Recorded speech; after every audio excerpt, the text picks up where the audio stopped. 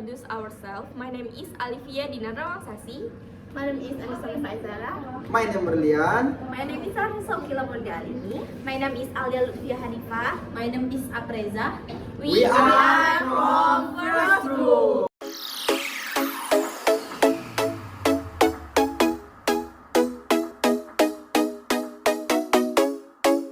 Anatomi. Anatomi adalah ilmu yang mempelajari tentang struktur tubuh manusia. Anatomi berasal dari bahasa Latin yang terdiri atas kata ana dan tomi. Ana artinya bagian memisahkan, sedangkan tomi artinya iris atau potong. Anatomi adalah ilmu yang mempelajari bentuk dan susunan tubuh, baik secara keseluruhan maupun secara bagian-bagian, serta hubungan alat tubuh yang satu dengan yang lainnya. Maksudnya adalah ilmu yang mempelajari struktur tubuh manusia dengan cara menguraikan tubuh manusia menjadi bagian-bagian yang lebih kecil sampai ke bagian yang paling kecil, dengan cara memotong atau mengiris tubuh manusia, kemudian diangkat, dipelajari, dan diperiksa dengan menggunakan mikroskop. Lalu, di mana ya letak posisi anatomi manusia itu? Telah ditetapkan posisi standar anatomi sehingga dengan ketentuan dasar posisi anatomi, kedudukan bagian tubuh yang satu terhadap bagian tubuh yang lain akan selalu tetap meskipun tubuh dalam keadaan melakukan gerakan apapun atau dalam posisi apapun. Sebagai contoh adalah bahwa kepala selalu berada di sebelah kranial atau di sebelah atas dari badan meskipun posisi badan dalam keadaan berdiri atau tidur. Contoh lain adalah jari jempol yang selalu berada lebih ke arah lateral atau ke arah tepi dari jari telunjuk dan lain-lain. Adapun posisi anatomi adalah sebagai berikut. 1. Tubuh berdiri tegak dengan kedua kaki merapat paralel, mendarat di lantai. 2. Kepala lurus, mata melihat ke depan. 3. Lengan di sisi tubuh. 4. Telapak tangan membuka ke depan. Yang kelima, ibu jari mengarah keluar tubuh. Bidang proyeksi adalah bidang datar imajiner yang menembus tubuh untuk menunjukkan titik rusuk. 3 penampakan anatomi utama adalah penampakan kolonial, sagital, dan transversal. Mid-sagital adalah kanan dan kiri yang sama. Sedangkan parasagital adalah kanan dan kiri tidak sama besar. Bidang anatomi adalah garis yang digunakan untuk membagi tubuh manusia, yaitu yang pertama, ada bidang sagital, merupakan bidang yang sejajar dengan medial. Yang kedua, frontal, yaitu bidang yang tegak lurus dengan bidang manusia. Frontal yaitu bidang yang tegak lurus dengan bidang medial. Transverse, salah satu jenis gelombang, gerakannya mengarah berdasarkan arah getaran dan arah rambatannya. Tubuh manusia dibagi menjadi region atau daerah dan area lokal spesifik yang dapat diidentifikasi pada permukaan tubuh. Beberapa contoh bagian aksial yaitu kepala atau caput, wajah atau faksial, tenggorokan atau kranial, leher atau kolum, batang tubuh atau frankus, toraks, abdomen, bagian apendikulur, ekstremitas superior dan ekstremitas interior. Kemudian tampak samping terdiri dari kepala atau caput, terdapat frontalis, parientalis, dan acipiralis.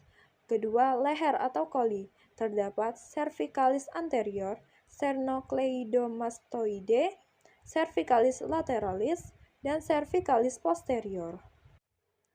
Kemudian, batang tubuh tampak ventral, terdiri dari toraks, terdapat regio mammaria, regio sternalis, pectoralis, axillaris, scapularis, dan vertebralis.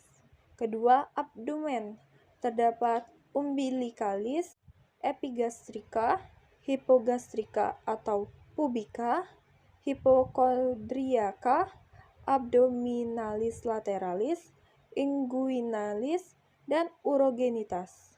Kemudian batang tubuh tampak dorsal. Terdapat vertebralis, scapularis, infrascapularis, lumbalis, dan scalaris, dan glutealis, serta analis.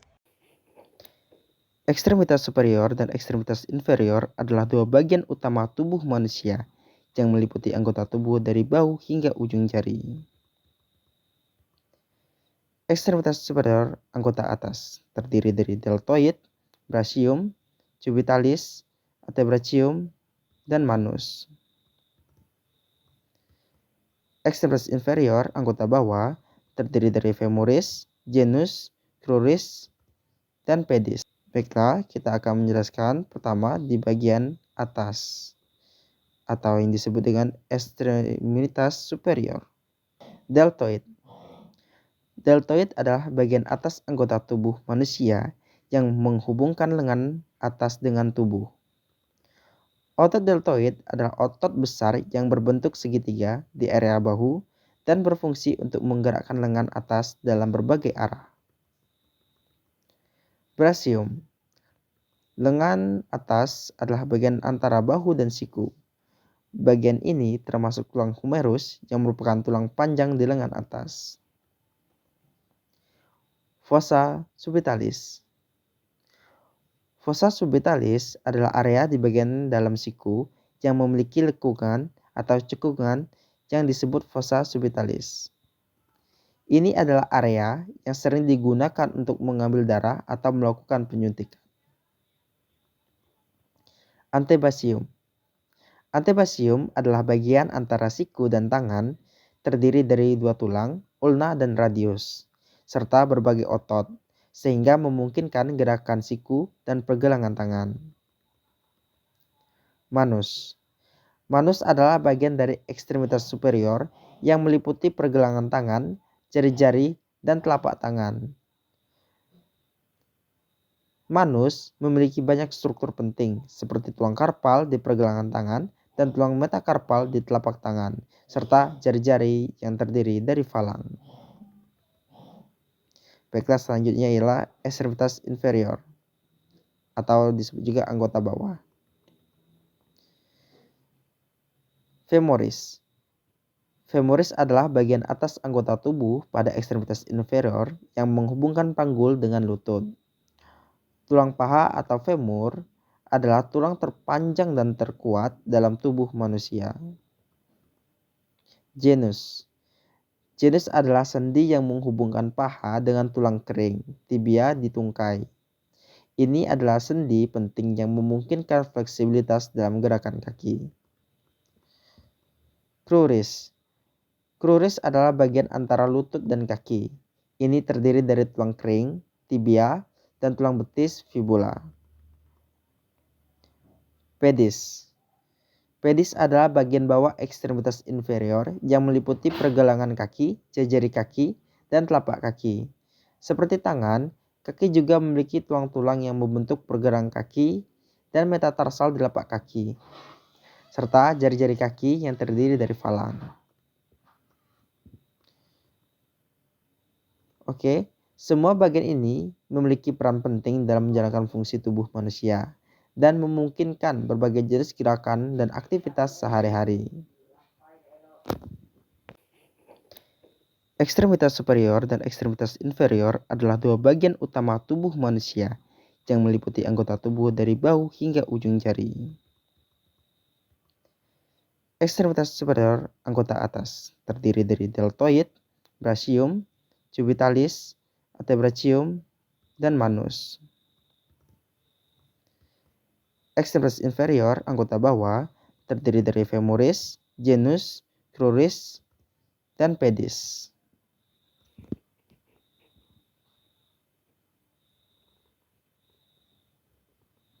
Baiklah, kita akan menjelaskan pertama di bagian atas atau yang disebut dengan ekstremitas superior. Deltoid. Deltoid adalah bagian atas anggota tubuh manusia yang menghubungkan lengan atas dengan tubuh. Otot deltoid adalah otot besar yang berbentuk segitiga di area bahu dan berfungsi untuk menggerakkan lengan atas dalam berbagai arah. Brachium. Lengan atas adalah bagian antara bahu dan siku. Bagian ini termasuk tulang humerus yang merupakan tulang panjang di lengan atas. Fossa subitalis. Fossa subitalis adalah area di bagian dalam siku yang memiliki lekukan atau cekungan yang disebut fossa subitalis. Ini adalah area yang sering digunakan untuk mengambil darah atau melakukan penyuntikan. Antebasium. Antebasium adalah bagian antara siku dan tangan, terdiri dari dua tulang, ulna dan radius, serta berbagai otot, sehingga memungkinkan gerakan siku dan pergelangan tangan. Manus. Manus adalah bagian dari ekstremitas superior yang meliputi pergelangan tangan, jari-jari, dan telapak tangan. Manus memiliki banyak struktur penting seperti tulang karpal di pergelangan tangan dan tulang metakarpal di telapak tangan, serta jari-jari yang terdiri dari falang. Baiklah, selanjutnya ialah ekstremitas inferior atau disebut juga anggota bawah. Femoris. Femoris adalah bagian atas anggota tubuh pada ekstremitas inferior yang menghubungkan panggul dengan lutut. Tulang paha atau femur adalah tulang terpanjang dan terkuat dalam tubuh manusia. Genus. Genus adalah sendi yang menghubungkan paha dengan tulang kering, tibia di tungkai. Ini adalah sendi penting yang memungkinkan fleksibilitas dalam gerakan kaki. Cruris. Cruris adalah bagian antara lutut dan kaki. Ini terdiri dari tulang kering, tibia, dan tulang betis fibula. Pedis.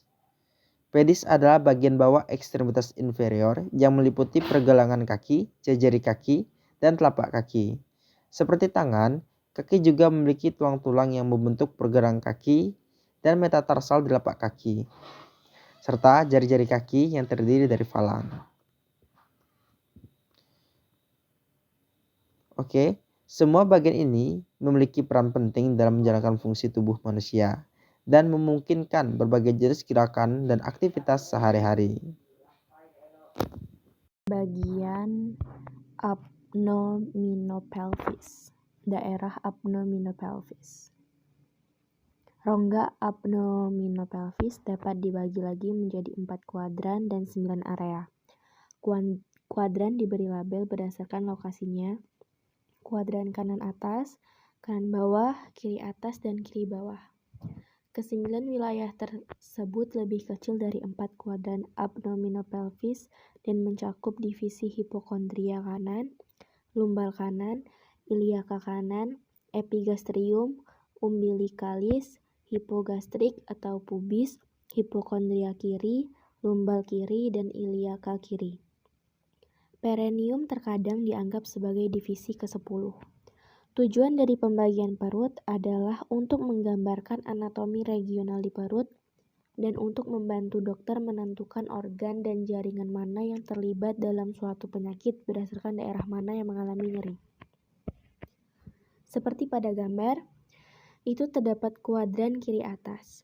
Kuadran kiri atas adalah letak hati bagian kiri, sebagian besar lambung, pankreas, ginjal kiri, limpa, bagian kolon transversum dan descendens, serta bagian usus halus.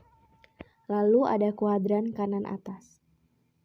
Kuadran kanan atas berisi bagian kanan hati, kandung empedu, ginjal kanan, sebagian kecil lambung, sebagian kolon ascendens, dan transversum, dan sebagian usus halus.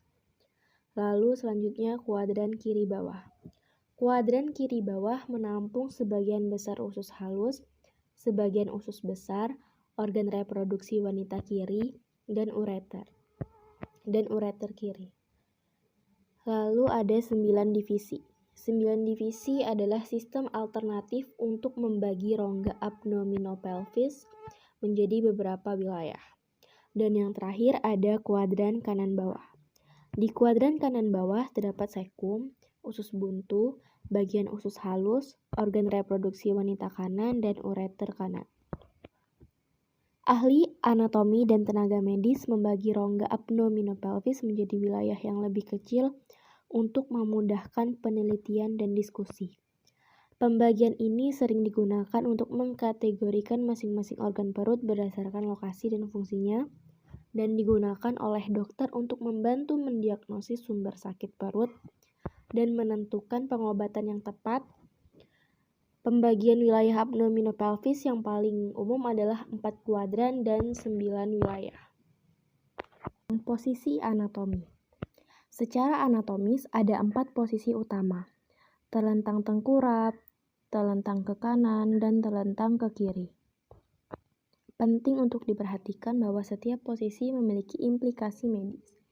Baiklah, yang pertama ada posisi terlentang. Mengharuskan wajah dan tubuh bagian atas menghadap ke atas dalam posisi horizontal. Sisi ventral tubuh berada di atas dalam posisi terlentang, sedangkan sisi dorsal berada di bawah. Selanjutnya, posisi tengkurap. Melibatkan posisi berbaring terlentang dengan kepala dan tubuh bagian atas menghadap ke bawah. Sisi dorsal tubuh berada di atas dalam posisi tengkurap dan bagian ventral berada di bawah. Selanjutnya, telentang lateral kanan. Mengacu pada berbaring miring ke kanan. Sisi kiri pasien lebih mudah diakses dari posisi ini. Lalu dibandingkan dengan posisi telentang lateral kanan, posisi telentang lateral ke kiri adalah kebalikannya. Individu berbaring miring ke kiri dalam posisi ini.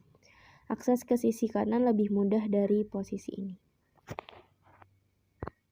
Okay guys, thank you for watching. Don't forget like, comment, and subscribe.